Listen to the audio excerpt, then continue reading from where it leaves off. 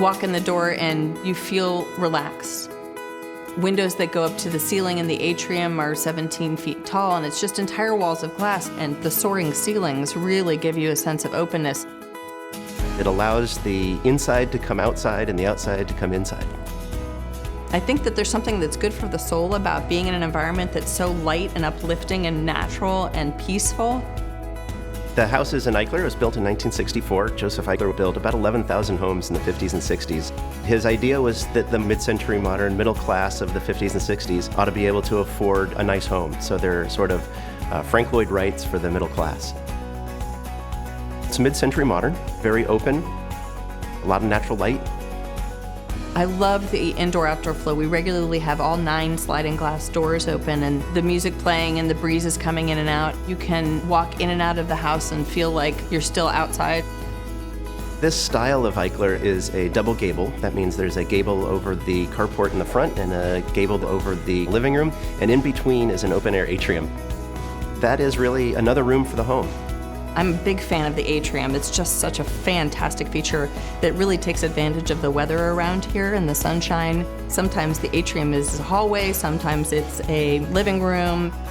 It's sort of a striking feature to have a beautiful red maple tree when you walk in the front door of a house. The maple tree in the atrium, just an example of that peacefulness. We decided to tile the atrium with the same tile as the inside of the house, so it flows very naturally from inside to outside.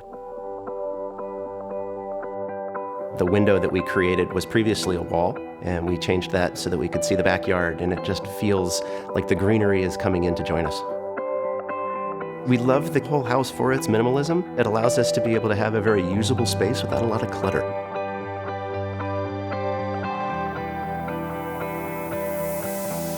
We bought the house a couple years ago. We bought it from the original owner's daughter, and it had gotten pretty run down.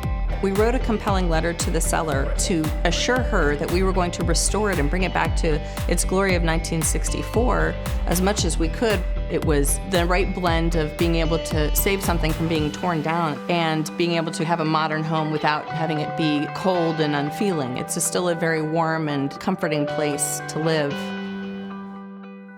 When we did the remodel for the house, we really had to gut it.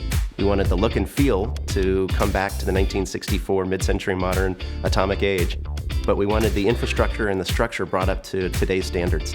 We redid everything. The beams in the house were a very dark brown, and the panels of the ceiling were also a darkish brown.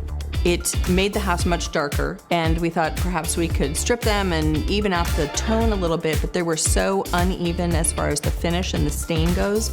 There were scratches, there were dents, there were knots. The ceiling beams we had to paint, but we tried to stay true to the look and feel of the house.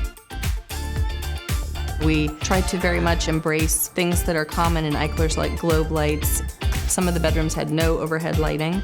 A lot of the globe lights didn't match each other, and we were very interested in bringing a consistency to the house.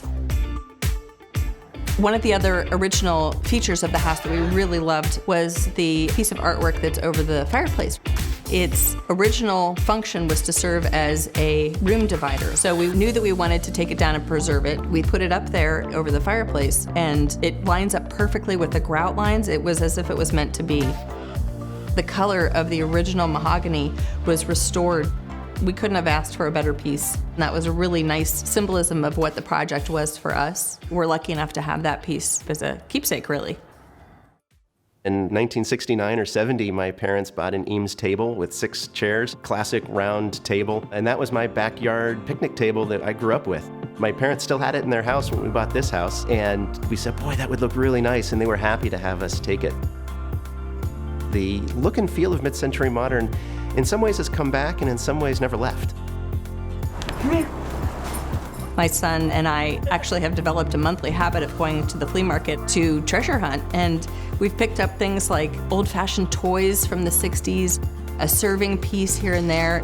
I think that it's the perfect blend of mid-century with an emphasis on modern, and I love the fact that there's so much personality in the house. When we bought the house, this was what we were looking for, an Eichler, but also an opportunity to restore it and bring it up to today's standards.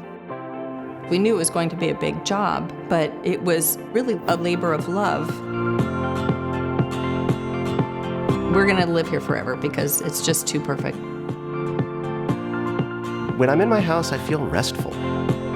The color tones, the natural light, all make me feel calm. I feel lucky to be able to say I really do live in my dream home.